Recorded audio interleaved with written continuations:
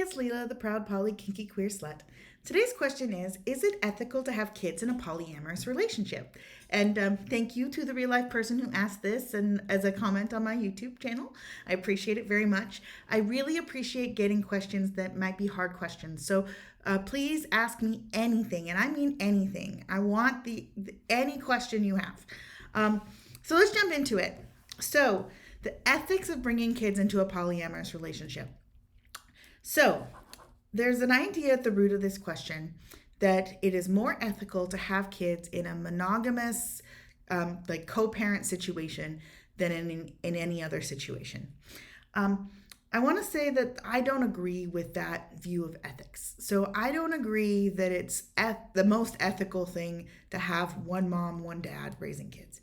I think that the important thing is having loving parental figures taking care of those children, having people that the kids can look to as role models who are there all the time, who are consistent, loving support.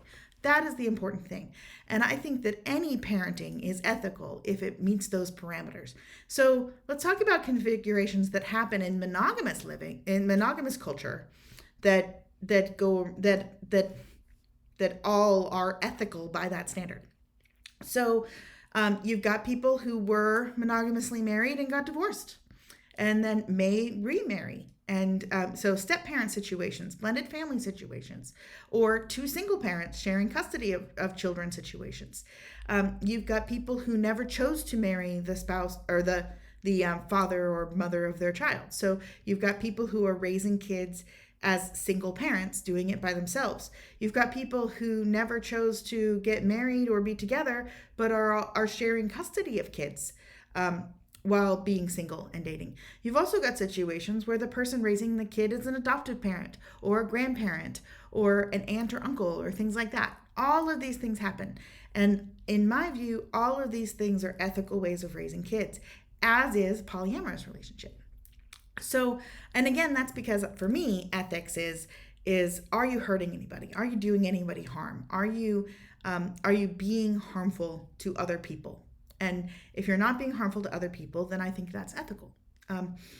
Ethics is something we all define differently, for sure. But I would ask folks to just question the idea of what is ethics to you and where does that come from. But yeah, for me, it's very much ethical.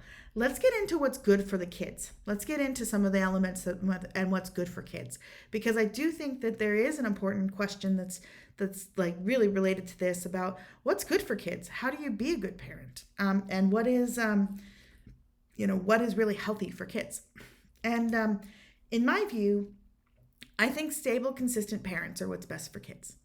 I think kids can survive and can thrive with big changes in their life structure, but I do think that having those stable parents, those people who are ride or die for them, who are there for them in and out, who are present, I think that's the key to being a good parent. And I would just postulate that in a poly relationship structure, especially if you're bringing kids into that poly relationship structure as babies, or if you're bringing people in when the kids are younger in age, you're creating a situation where you can have more people who form that stable attachment to those kids and more resiliency in that. Also, less of a strain on the parents. I can tell you that I was, raising two kids with a monogamous spouse with little kids, both in diapers at the same time. And it was beautiful and wonderful, but it was also one of the hardest points in my life, working more than full time, raising two kids with spouse working full time. It would have been very, very helpful to have more people involved in that situation and more people providing that loving support. And I think that is an advantage of poly relationships, that you can have a bigger community of parents for the children, and more attention for the kids, more attention to their needs, and an easier time making sure the kids needs get met while also making sure the parents' needs get met. So yeah, I think that can be one big advantage of poly relationships. Frankly, as I've seen like some positive aspects of divorced parents who've remarried and having some of that, like just more people in the mix. When it comes to dating, poly parents are not the only parents who date. There are a lot of parents who are in monogamous world who date. So divorced parents and again single parents or any parent who is wanting to see other people. So a lot of monogamous parents date. In monogamous like relationship schemes, the traditional way it goes is you date for a while, and then if the person dating has a kid, you're dating for a while, looking for eventually that person to be somebody you marry who becomes a co-parent or step-parent. That is not the case in a lot of poly relationships, and it's certainly not the case in my poly relationships. So there's less pressure and less concern about when I introduce my kids to people I'm dating, because that person's not a prospective additional parent. Sometimes poly people are dating and that is a prospective additional parent. And I would just caution anybody who's looking at bringing in prospective additional parents that, of course, it really matters how close our kids get to other people that come into our lives. And that's something that an ethical, responsible parent has to take into consideration. Is introducing this person into my child's life something that's going to be good for my kid? And as a poly parent, we have to make that judgment in the same way that any monogamous parent does, who's in the dating world. So yeah, that's really the same either way, but a good thing to caution. Finally, all right, let's get to the sex. Every time this question comes up in the real world, like out when I'm having coffee with somebody and people have follow-up questions, there's always the question of, but do you have sex in the house with your kids there? Okay, so I have been married for 19 plus years. The person I have had sex with in the house with my kids present the very most, like exponentially more than anybody else, is my spouse, especially while we were monogamous. Because if you are a parent and you have a sex life, if you don't let your sex life disappear when you have kids, and I think most parents don't let their sex life just evaporate when they have kids. Certainly not the first one, or we wouldn't have second and third kids. Most of us have sex while our children are in their house, and it's something we have to navigate, and it's weird, and it's got this all the things. Like, I remember vividly the years of like the baby monitor being set up, ultra sensitive mode with next to the kids upstairs in their room, so that I would hear it and be able to stop whatever was going on in the bedroom, and like if one of the kids started crying or needed us to go run and check on them. At this point, I'm just really glad we're past those years.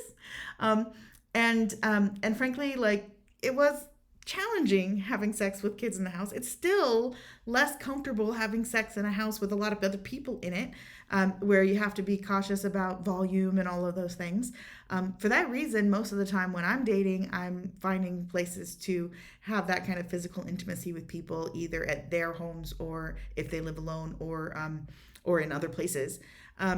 But yeah, I absolutely have had romantic boyfriends over to stay the night and spend the night in my room, and had quiet sex with them in ways that were not disturbing to anybody in the house, and frankly that nobody else in the house asked about or even knew about, because it was none of their business. And what they assume is what they assume. But, certainly, of course, my spouse knew what was going on. They're not stupid. And, but again, it was my private time with another partner. And that was between us. And certainly, it's like, while my romantic partner boyfriend was spending the night, my daughter knocked on the door and needed me. I put my robe on and went out and took care of the parenting, as a parent does when they're in that situation, regardless of whether that person that's in their bed is a friends with benefits, a boyfriend, or a longtime spouse. My kids so far, not bothered by this. They've consistently said it's really not a big deal to them. And I think that overall, having more people in the mix, having happier parents makes happier children. So doing what is authentic to you and what makes you happy, I think makes you a better parent. Especially if it allows you to show up more as your authentic, real self with your kids and to spend more quality time with your kids. Because that's really what parenting is all about. It's about being there with your kids and having that good, solid relationship with your kids. So whatever relationship structure you've got, I think that that's really how you be an ethical parent, regardless of relationship structure, is you show up and be a parent for your kids. So thank you very much for the question. Thank you for listening. This is Leela, the proud Poly Kinky Queer Slut. And remember, you can ask me anything.